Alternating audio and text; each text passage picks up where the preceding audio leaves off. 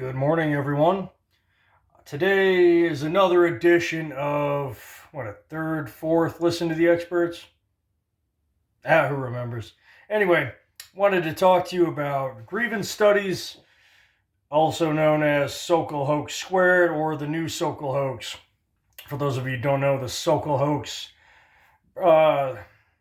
man named, I don't even remember his first name, Dr. Sokal, we'll say that, conducted a study and just showing how things like astrology and stuff were a load of BS. He wrote a bunch of fake papers, I think in the 90s, got them published. And I was like, hey, guess what? I made it up all off the top of my head about feminine astrology, and you guys believed it all. And so now we have way more stuff like that. There's gender studies, queer studies, radical race theories, fat studies, fat acceptance studies, lesbian dancing. I thought Ben Shapiro was being a kind of a jerk, just throwing stuff out there. No, it turns out there is a degree you can get in lesbian dance theory. Gotta admit, I haven't Googled it. I really wanted to. I know it's one of those things at some point during my travels through what the kids call the internet, I'm going to have somebody talk about lesbian and be like, some blue-haired chick that weighs 400 pounds with a nose ring is going to be like, you don't know what that is? Educate yourself. And I love when they say that, because then you look at it and it takes 2 minutes and then you know more about it than they do, because they only read about it from somebody else on Twitter who was also probably making it up off the top of their head. So anyway, 3 professors, a mathematician, one with a degree in philosophy. I can't remember the last one. I should know this, damn it. I should have did more research. I did a research paper a year ago when I went back to school, and surprisingly, they accepted this. But these are real academics, and they were tired of academia being given a bad name from all these new quote-unquote sciences and that make stuff up as they go. To prove they make stuff up as they go, the 3 of them got together and from 2017 to 2018 wrote 20 bogus papers entirely made up, and got 4 published and 7, I believe, were in review, ready to be published when they came out and said, guys, it's all bullshit. So one was, let's see, going in through the back door. Yes, a study to teach men, cis straight men, to not be homophobic or transphobic, and to overcome it and to be more experimental and opening to these people by, as if we're not already, right? We're all pitchforks and nooses. But the surefire ways for all of us to, get pegged, I believe is the term the kids use. Doesn't have to be a man or a trans woman. It can just be a woman with a strap on to F you in the B up the old Hershey Highway, taking the dirt road home. Yes, we all need to get F'd in the A once, just so we can stop being so homophobic. Because God knows, any man who hasn't been pegged we're just out there giving blanket parties to gays and trans folks. And we'll all be like, once we get just pounded and just inside our anuses, we'll all be like, oh, yeah, gay people, fuck, trans people, go ahead, beat up my daughter at sports, I don't care, take her scholarship. Now that I've had this butthole stretching experience, now I support the boys that were 298th and 400th in Connecticut taking the top 2 scholarships in women's track. I get it now, because my ass hurts. The other one was Hooters, same bullshit you see on TikTok all day. Just because I wear this shirt that covers nothing but my nipples doesn't mean I like being looked at or want to be looked at. Just because I'm posting my camel toe all over the place during my workouts online for everyone with the internet to see doesn't mean I wanted that guy to see. So, let's see. My favorite, though, Oh, fat bodybuilding. Okay, that's not my favorite, but we're building up. Fat bodybuilding because hey, it takes effort. You gotta hit the weights and hit the iron and eat all the right things, high protein to build muscle mass and get bigger and more muscular, just like the bodybuilders do. Well, fat is also mass that you got to add to your body, and they argued in there that it takes actual work because you have to do like the to do such a low amount of physical effort that you get fat. That takes effort and dedication. And it takes a lot of effort and dedication to keep eating shit when you're not hungry. They wrote that, and it got published by a fat acceptance expert. Yeah, who's probably, I don't know, that was 4 years ago. They probably died in their sleep of heart failure by now. So, but the one published that was my favorite. This was actually up for an award. Human reaction to rape culture and queer performativity at urban dog parks in Portland, Oregon. Yes, and do dogs suffer oppression based on perceived gender? So yeah, the man, one of the men, the mathematician, I believe, spoke on Joe Rogan about this. Of course, Joe. Oh well, Joe Rogan's all right. So anybody who goes on his show must be all right. Oh, that gets better. So they yeah, like you said, we just threw around a bunch of terms like, we did away with Western science for this. We used non-biased, quote, black feminist forensics to study all the dog rape going on at parks and discovered that particularly white men didn't seem to mind when their dogs were humping females, because we all got male dogs. Humping the female dogs didn't care, but when they would hump another boy dog, we would intervene. Oh my god. So that was actually up for an award for being so well done and well written.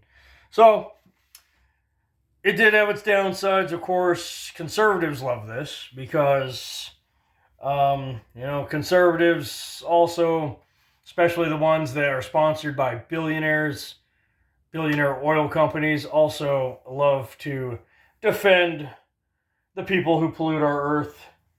And look, maybe the oceans won't rise. I don't know.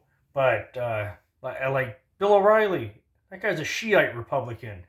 Even he said, whether you voted for Joe Biden or Bernie Sanders, I don't care. You still got to breathe. Whether you voted for Trump or not, you still got to breathe the air. You still got to drink the water. A lot of conservatives like fish and game. They kind of pride themselves on, well, we keep going at this rate, there won't be a lot of fish and game left. So anyway, that's how I feel about it. And plus, I think also another right-winger, Ben Shapiro, had a very great point. He said, I believe in freedom, but sometimes freedoms, slam into each other and we have to decide whose freedom is more important. For instance, yours truly, Dusty B, does not have the right to go dump his used motor oil in his neighbor's yard because my neighbor's right to not have me dump my used motor oil in his yard is more important. Makes sense to me. I like that. I'll always, there's no arguing that. So anyway, of course, because conservatives laughed and had a good time, then the left said, oh, well, then it must be all BS. It's a conservative attack, right? They even said, it was a coordinated effort by the right, even though all three professors who did this are liberal, they vote Democrat, they just tired of this BS giving, what's the word? Whatever, giving the universities a bad name. Academia, giving academia a bad name. You can tell I'm definitely an academic. Anyway, I'm smart as fuck, bro. I just can't remember shit right now. The guy who wrote a paper on this, can't remember. I just got my cliff notes here. Anyway, recently, Steven Crowder. Now, I'm not Crowder's biggest fan. I'm not. I'll be honest. His Asian impressions with the straw hats. Maybe I got a stick up my ass. Maybe I'm being too sensitive here, but and his black farmers thing about growing crack. I mean, come on, dude. Come on. That was a bit much for me. To be honest, if you thought it was funny, whatever. But I won't call you what people on the left call you, but it just wasn't funny to me. But this was funny. Crowder went full Mrs. Doubtfire, got a great fat suit, makeup, the whole, decorated his house with like shit that you would imagine you'd find in a modern left-wing activist house. There was the rainbow shit behind him and all this garbage and Antifa. And he just wrote, basically fat being as sacred as race and gender and sexuality. Made up a whole thing. Did, of course, identified as fat activist, non-binary, pansexual. There was a queer, you name it. It was great. And wrote the article, quote, "Fatness as self-care in the era of Trump." The alternate name, C. Matheson, was their name, right? Because non-binary, they're two people. They, plural. And and groups from fat ethics and claim to be fat ethics and claiming science suppresses fat people. When he tells you, like, you're going to fucking die, like 2 of the 10 leading fat activists in the world died in the past couple of years. Maybe this within the last 12 months. One was 38, one was 42. Heart failure at 38 and 42. Their obese fat asses died. So, pointing that out, scientists and doctors being like, that's really bad for you. You're short of breath because you got 80 pounds of fat compressing your lungs together, so you can't get a full breath of air, is why you're short of breath. That's oppressing fat people. So what he wrote. And within 24 hours, it was published. He was offered a job at a peer-reviewed university.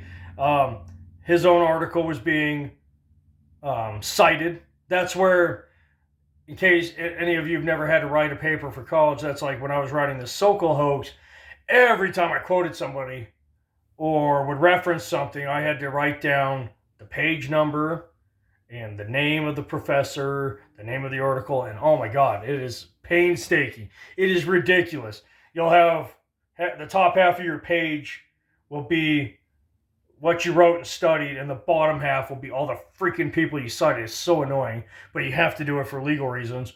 And so typically, you want to write about history. You write something and you would try to find, Egyptian historians and archaeologists who are, well-renowned. You try to find the most well-renowned one to quote them to give your paper credibility. Say, look, I got it from the most cited source. This guy is the leading, or woman is the leading expert. And within 24 hours of a make name, I'm pansexual, fat activist, non-binary, queer. Steven Crowder, they were public, peer-reviewed, considered one of the leading authorities after this BS paper. And he made up this whole backstory. It was great, how the fat, putting on all this fat, kept me safe from the advances of men. Because, of course, we all know men making the first move today is assault. And especially kept them safe from the advances of men, especially white supremacists, because white supremacists are the worst at coming after women. We all know that. When you hear, hey, I'm hollering at you, bitch, holla, hey, bitch, hey, what's your number, girl? You know that's a white guy, without even seeing him, yeah, that's a white dude. Yep. That's a white dude. That's a white dude yelling at that girl. Anyway, and he wants to embrace, and this was their writing, Stephen or Leah, or their pronouns. But yeah, it got all sorts of comments from the Twitter community. Embracing fatness is an act of resistance against grape culture. Yes, girls, get fat. 70% of women today already are overweight. So keep getting fatter. Why not? Young girls today are already don't ever talk to me. If you approach me first, that's our word. I'm assaulted. I have PTSD. So we'll see. Who knows?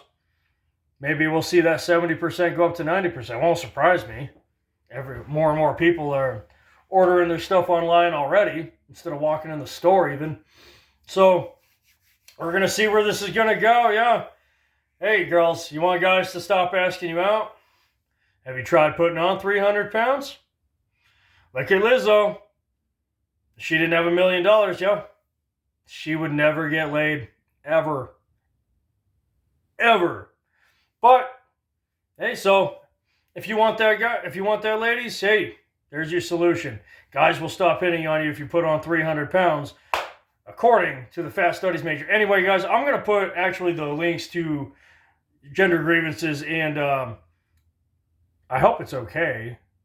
I hope he doesn't mind. I would just put Jeremy from the Quarterings video on Steven Crowder. I think he did a great job, but I don't know. You probably got to get permission for that shit. So I'll have to find it somewhere else on Google or something. But I will put those down in the comments if you would like to read more about them and the other studies. I mean, they're great. There was white appropriation, recommending to ignore your white students because they're privileged enough to college, university, chaining them to the floor so they know what the modern day, black folks' parents' parents went through. And what else was there? There was, God, I know I'm missing some good ones. There are some great. It's a hoot. Read all 20. I mean, it's worth a laugh, if nothing else. Again, 4 published. Another 7 were being reviewed. I think only 6 actually got canceled outright. Yeah, good stuff. But like you said, the point is, guys, when it comes to this one, according to gender studies, when you see the kids at the Ben Shapiro stuff, well, I'm a gender studies major. Well, I'm a queer studies major. I'm a fat studies acceptance. That's it. It's been proven several times that you can make even if you don't like Crowder, he proved it. You can just make it up. It's just follow the rules. White bad, male bad, cis bad, straight bad, fit bad. As long as you follow those 5 things, you're bad. And fat good, not white good, trans great, gay better, women always superior. Unless they're trans. Guys, that's the one time you can beat a woman. Right? She'll be like, I don't want to. She'll be like, I'm a woman. I'm a victim. You'd be like, well, I'm a trans woman.